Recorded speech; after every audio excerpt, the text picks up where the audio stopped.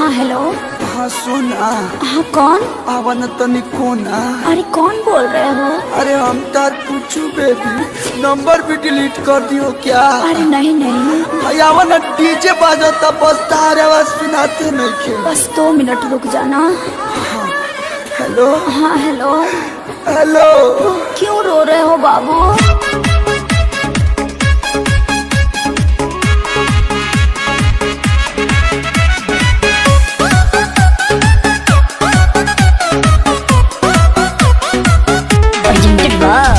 Adishakti films.